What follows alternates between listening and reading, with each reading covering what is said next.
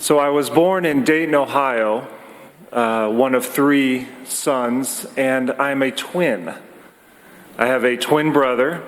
We look exactly alike, it turns out. There are some pictures of us as young kids on swim team that even I can't tell apart.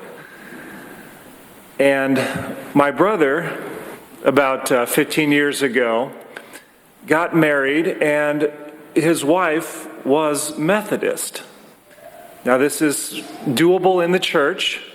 It has to do with all those rules in canon law that I tried not to sleep through during canon law class, and I'm now regretting.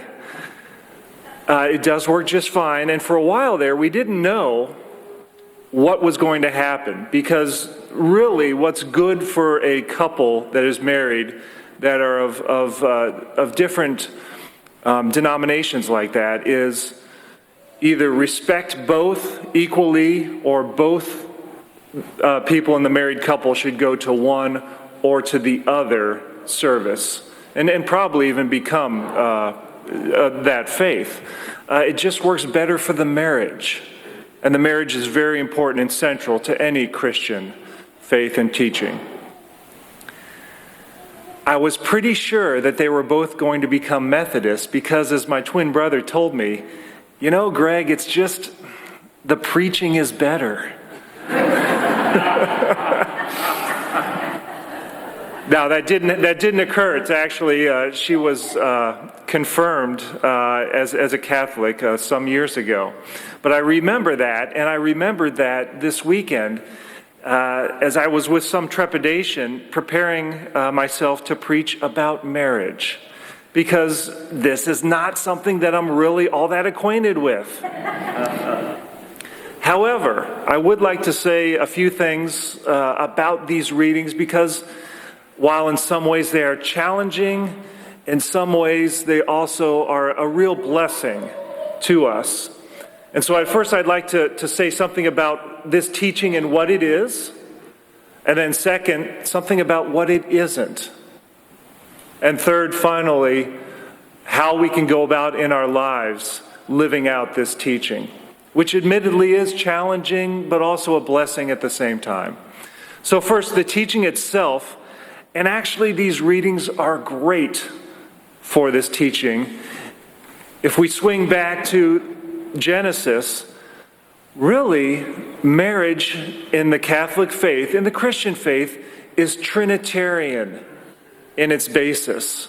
And not just because, the man and the woman come together with God to form a marriage, that's Trinitarian, but really, our ideas of marriage are based on the Trinity itself, on that relational God that we have.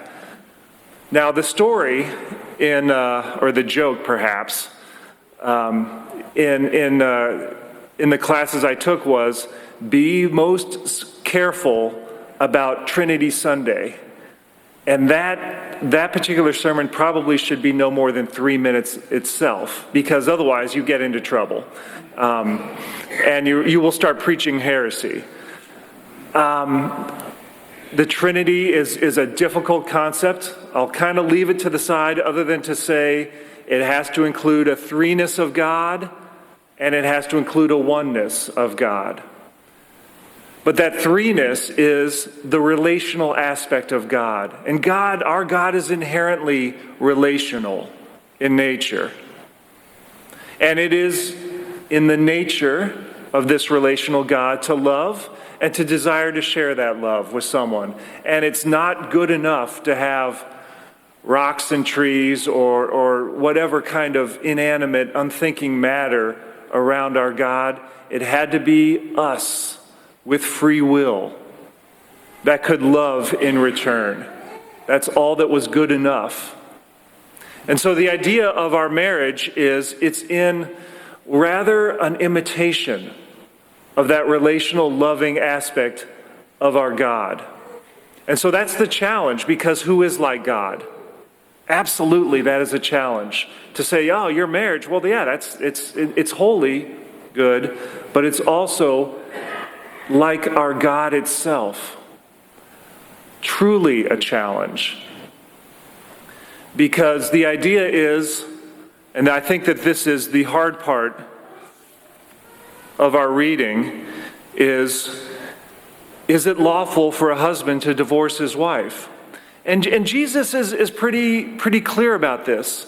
You know, even if you think it is, it's due to the hardness of your hearts, the ungodliness, I think we could say, that allows you to separate or to try to separate what God has joined.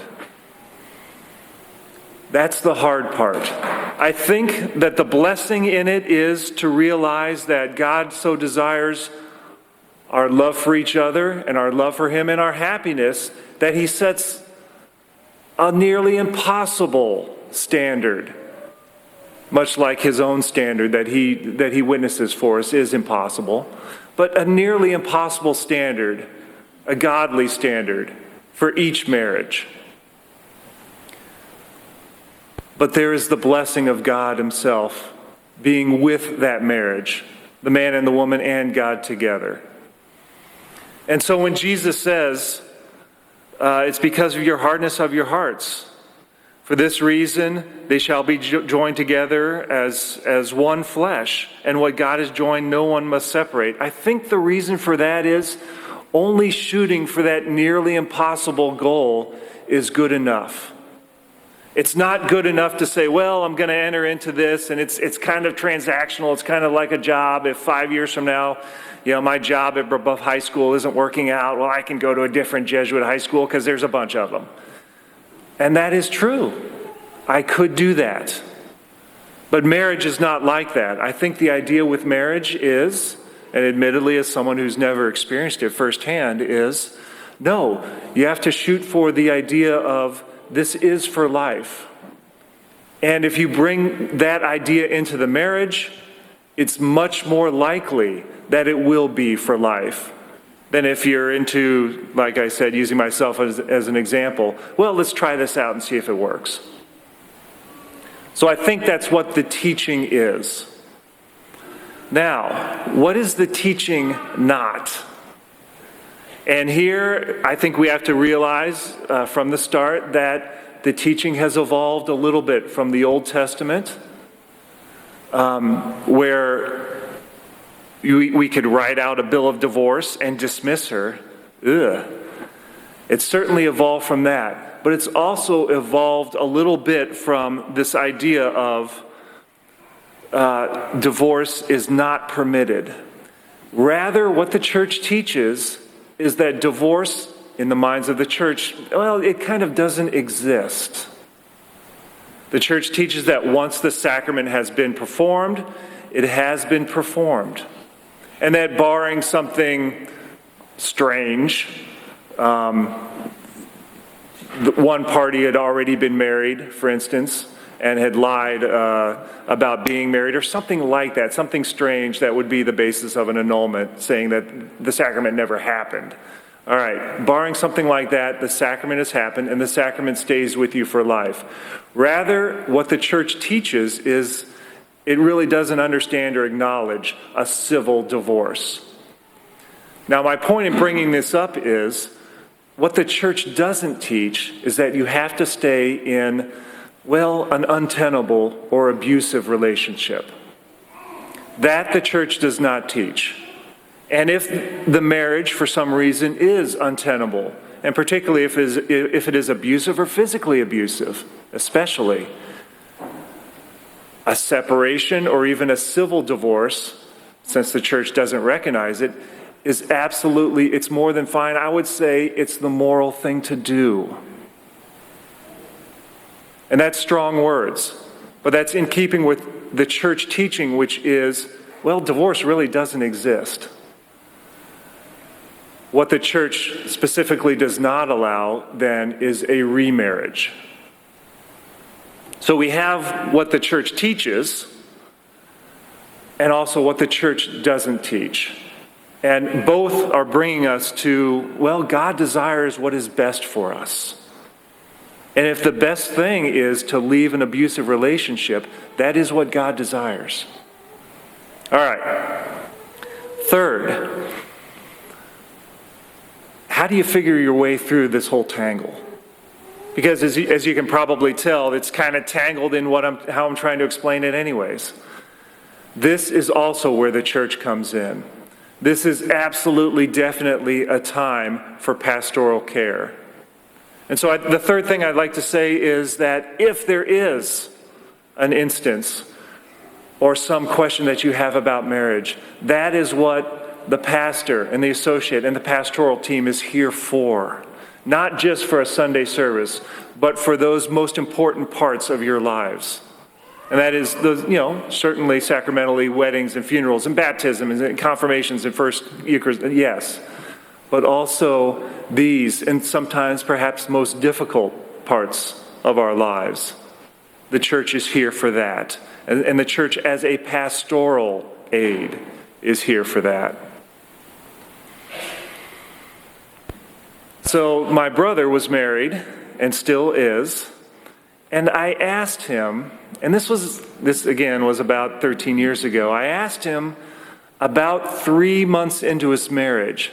I said, and I'd had a beer or two at that point. We were sitting out back watching the fire dwindle down. I said, "What's it like?" And being a little bit better spoken than I am, he said, "I'm glad you asked me that, because I was starting to forget what it was like to be single." And he said, this is important. To be married is to think about more than one person. I didn't realize it, but when I was single, I basically thought for myself. And I planned out my career and my budget and my bank account and my car and everything. It was about me. Now that I'm married, I automatically think for two. This was before kids started appearing. There are two at this point, my nephews, and as I tell my brother and my sister-in-law, they do a very good job taking care of my nephews for me.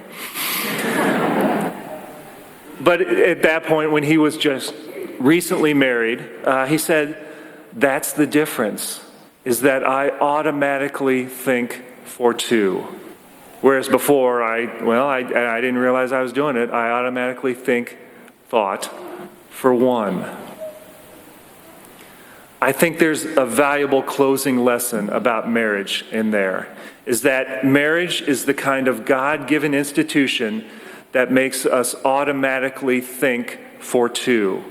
Or, when that first child comes, for three, and then the idea grows. But it makes us think about more than one person. It makes us grow outside of ourselves. It makes us inherently relational. And if you can remember all the way back to where I started this sermon, when it makes us inherently relational, it makes us inherently much more like our God.